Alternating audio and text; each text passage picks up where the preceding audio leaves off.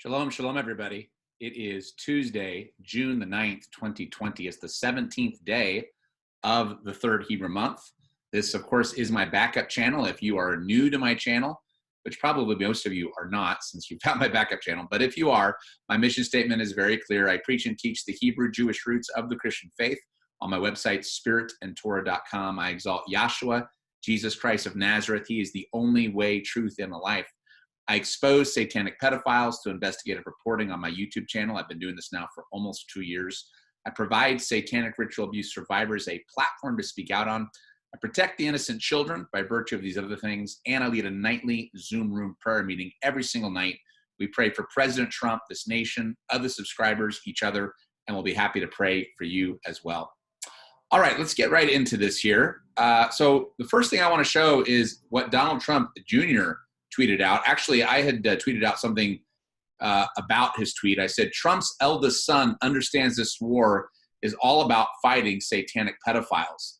And Donald Trump Jr. yesterday retweeted, you can't make this stuff up anymore. And it's an op-ed by Greg Price. And the op-ed is pedophilia, a disorder, not a crime. Now, this is an op-ed from way back in 2014. I've actually talked about this before. How the New York Times has published various articles literally defending pedophilia, saying, well, we need to be more understanding because it's a disorder, it's a mental illness, it's not really a crime, which is just totally abhorrent, should be abhorrent to any decent American, no matter what your political affiliation. And very encouraged that Donald Trump Jr. yesterday retweeted this out. Again, just another evidence for those of you out there that the Trump family, they know what this war is all about. It's fighting against the satanic pedophiles. Trump campaign plans to resume rallies in 2 weeks. This is very, very exciting. President Trump is set to return to his campaign signature rallies in the next 2 weeks after a 3-month hiatus due to the coronavirus pandemic. Advisors to the president's re-election campaign are still parsing through locations and venues for the traditionally packed rallies, as well as safety measures to be implemented. Mr. Trump's campaign manager, Brad Parscale, plans to present the president with options for an upcoming campaign tour this week. Americans are ready to get back to action, and so is President Trump, Parscale said in a statement. The great American comeback is real, and the rallies will be tremendous. You'll again see the kind of crowds and enthusiasm that sleepy Joe Biden can only dream of. Wow, what a big hallelujah. I can't wait to see this happen. This is going to be really, really nice to finally see. I'm going to go ahead and play this.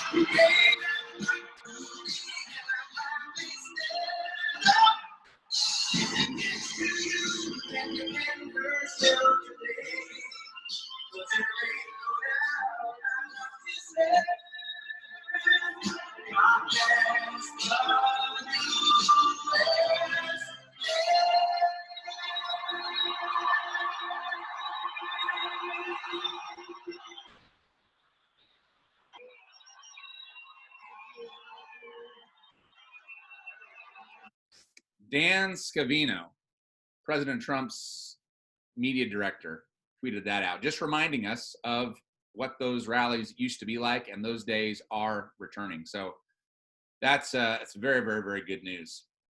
Defiant Projection tweeted this out. George Floyd's murder was a scam.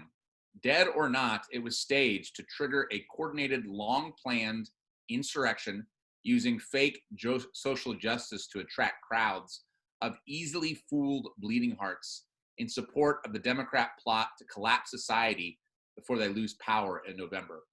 Yeah, I absolutely agree with this. And to me, for anyone not to see how coordinated both the pandemic was and how it led right into these riots, you really have to be blind, because one thing that really struck me is that, Antifa always wore these masks when they would go out and do their rioting and looting. I remember that back in 2016.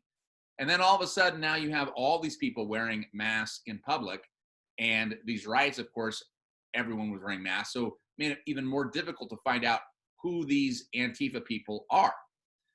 Just one little thread there that just shows just how coordinated this has been via the deep state. Jenna Ellis says, so Trump holding a Bible in front of a church is a photo op and a violation of separation of church and state.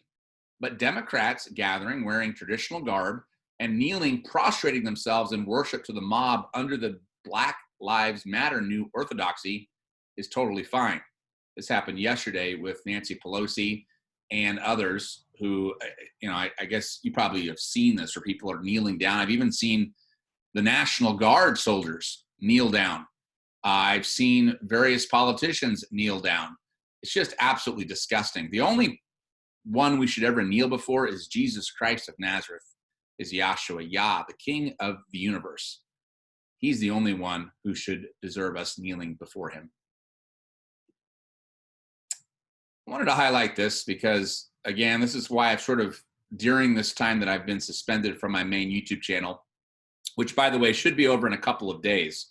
I think the week will elapse by tomorrow night.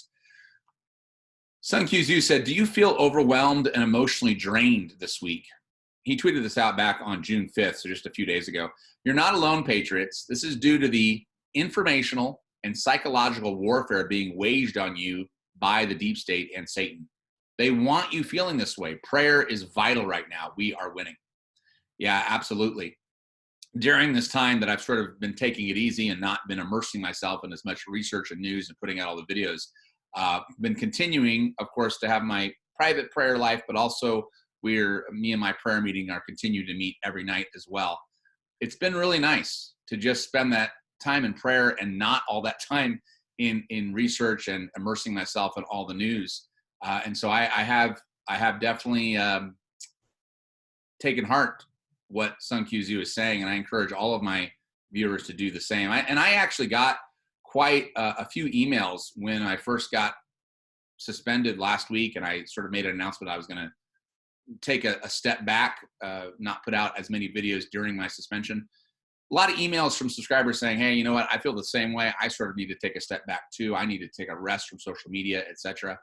I think that's really important. And one thing that John, who helped me co-lead my prayer group, what he pointed out, he said, maybe Yah gave you this time of rest and recuperation because things are going to get even worse. And I believe that. I think the deep state are going to continue to bring out more and more events that are going to be worse and worse from now until November, because they are desperate to stop President Trump from being reelected.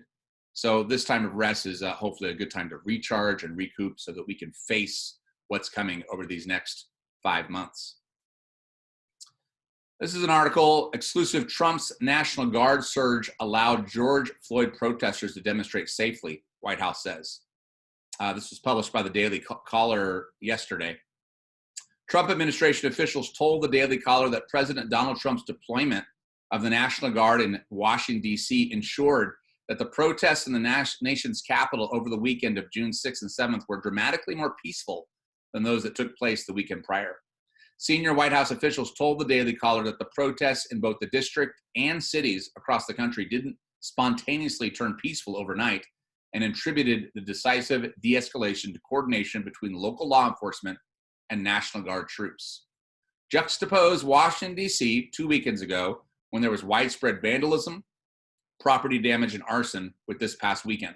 White House Director of Strategic Communications Alyssa Farah told the Daily Caller, it was night and day. The streets of America didn't spontaneously become peaceful last week, she continued.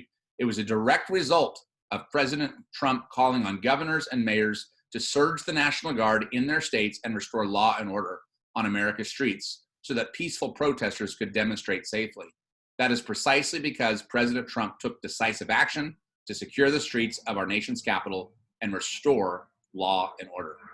Yeah, amen. Amen. And this is what the point I was making in the video I made a couple of weeks ago called Antifa's War Against Our Nation. That the only way we were going to be able to ensure peaceful protests is the deployment of soldiers, the National Guard. Maybe even the military if that was what was needed, but it wasn't needed. The National Guard was enough. certainly in DC, to quell the Antifa violence. Hallelujah. Thank Yah that we have a president like this to get through the event that the deep state tried to push upon the nation. And I know it's not over. I know the fight is still going to continue, but that's where we got to continue to stay in prayer. I also believe that a lot of us praying, because I know a lot of us were praying, especially this last weekend, when we heard the plans about Antifa trying to breach the White House and cause all sorts of mayhem in D.C., threatening this million-man march that never happened, actually. I think a lot of our prayers directly affected that and led to the peaceful event that happened this past weekend. All right. I think that's all I wanted to share here today. If you like what I'm doing, if you appreciate what I'm doing, if you think I'm working hard and I deserve to be paid, this is my full-time career, which I love. I love doing what I do. So if you want to help me out, the easiest way to do so is through my PayPal. That is a link right below this video. That's the easiest way to send me a donation. I also have a Patreon. That's a link also below the video. The way that works is you click on it. You can pledge any monthly amount you'd like, and then that amount is taken out of your bank account at the beginning of each month. Also, remember, if you're a Patreon, you get notifications of my video, even if I get suspended from my other channel. And you don't have to be a Patreon to see what I have on my Patreon page. So I'm going to encourage, when I get back to my main YouTube channel, encourage people just to at least bookmark my Patreon page. That way, if I ever go down on my YouTube channel, main YouTube channel again, you'll at least see that I have videos coming out on my other channel. If you have a prayer request, and if you're old school, you don't want to use the internet to send donations, I also have a P.O. box that's located below the video as well, and you can send donations through good old-fashioned snail mail. If you have prayer requests and you want our prayer team to pray for you, we will be happy to do so. Just make sure you email me. My email is also in the description box below the video. Email me your prayer request. I will get it to our prayer team, and we will pray for you. All right, guys, have a wonderful rest of your Tuesday. Shalom, shalom.